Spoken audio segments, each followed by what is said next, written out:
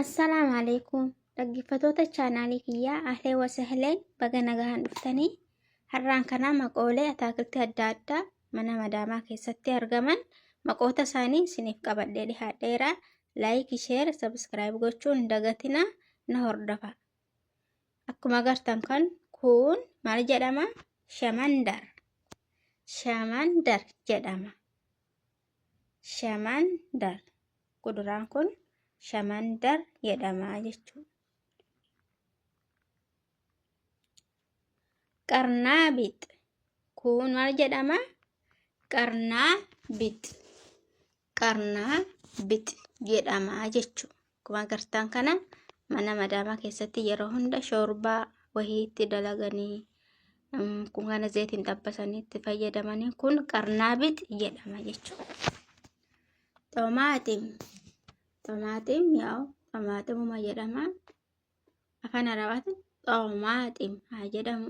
Afaan keenyaan garuu timaatim jennaan waluma fakkaata. Warra fagaatu maqaan illee waluma fakkaata kunuu.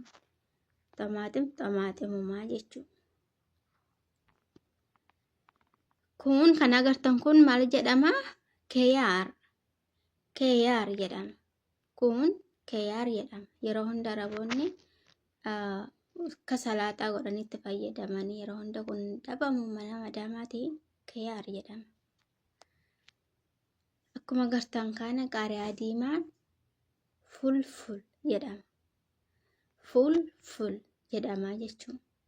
Gurraachi isaatii immoo fulful akhdar. Fulful akhdar jedhama. Diimaan isaatii immoo fulful ahmar jedhama jechuudha. Akkuma agartan kana kun immoo kuusa.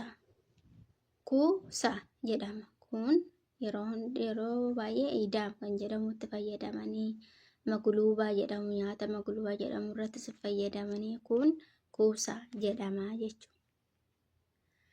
Kun baamiyaa jedhama. Baamiyaa jedhama. Kun maalirra fayyadamanii idaam godhanii akka ittoo godhanii itti fayyadamanii jechuudha. Kun baamiyaa jedhama jechuudha. Baamiyaa. Kun fijil. Fijir jedhama. Kun fijil jedhama jechuudha. Kun maali faayidaan isaatii? Nyaata yeroo nyaachuuf kaan akkuma salaaxaa hiddasaa baala isaarraa kukkutanii hiddasaa walakkaa kutanii akkuma kaarotii koroshamanii kanaafuu kana faayidaan isaa. Kun bazinjaal. Kun bazinjaal jedhama. Maali faayidaan isaatii? Yeroo hunda ittoo irratti itti fayyadamanii nyaata magluubaa jedhamu irratti fayyadamaa jechuudha. Fayyadamanii bazinjaal jedhama. Basal. Kan agartan kun qullubbiidha. Basal. Qullubbii maal jedhama? Basal jedhama jechuudha.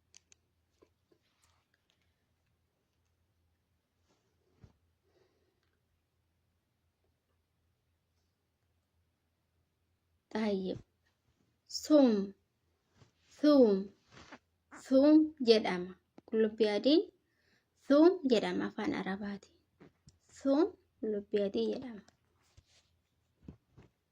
Akkasii galuu jiru tasfaan godha. Laayikii godha, sheer godha, sabskiraayib gochuun dagatinaa. Jazar.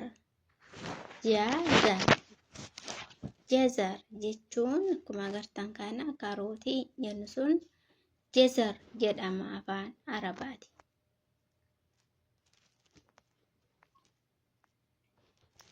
Jazar.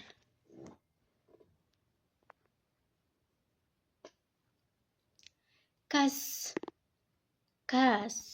Kun nyaata hojii nyaatama akka salaaxaa godhanii itti fayyadamanii loomii akkasitti dadda'anii nyaatama. Qoosxaa kan jennu sani kuni afaan keenyaan garuu kas jedhama asitti. Zanjabiil. Zanjabiiluma afaan keenyaanis afaan isaaniitiinis zanjabilluma hiriyaa kiyyaa.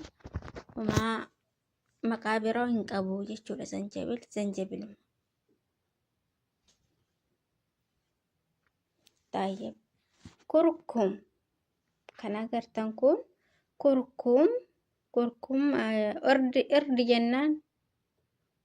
jennaan kurkum kun afaan keenyaani afaan asiitiin mala jedhama. Kurkum jedhama kan nyaata halluutti godhu sun jechuudha. Kurkum. Sabaanik. Baalli kun sabaanik jedhama.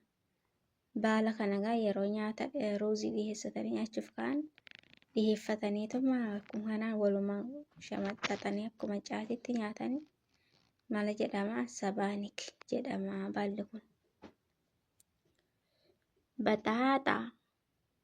Baxaaxaa yookaan baxaaxis jedhama.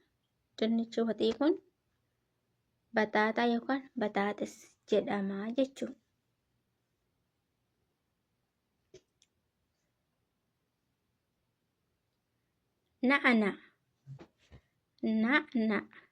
Na'naan kun afaan keenyaan mintaa moo akkam jedhama? Mentaa jedhaniini na'naa jedhama afaan asiitiin. Yeroo hunda shaayii yeroo danfisan shaayiitti dabaluu, yeroo tokko tokkos nyaata irratti san dabaluu jechuudha. Dubba kana maalitti fayyadamanii? Dubbi kuni shoorbaa wahii ittoo wahii yeroo danfisan akkasitti kukkutanitti naqu dubba jedhama. Wanni kun afaan arabaati dubba jedhama. Fuxura wanni kun waan biyya keenyatti diida keessatti marga. Wanni kun garuu golfaadha jennee hunda baqanna nuyi. Biyya kanatti immoo akkasitti akka shoorbaa godhameeti nyaatama. Wanni kun maal jedhama? Fuxuraa jedhama. Shamandar qayyisir jedhama afaan keenyaani. Shamandar jedhama afaan arabaatiin. Shamandar.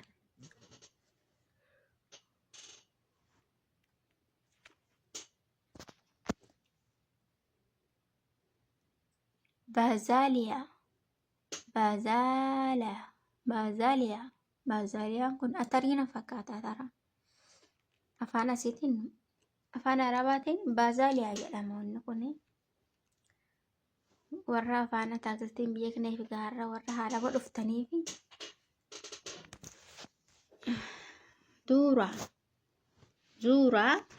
zuura jedhama. Boqqolloo kan akkanaa kun maqaan isaa zuura jedhama jechuudha.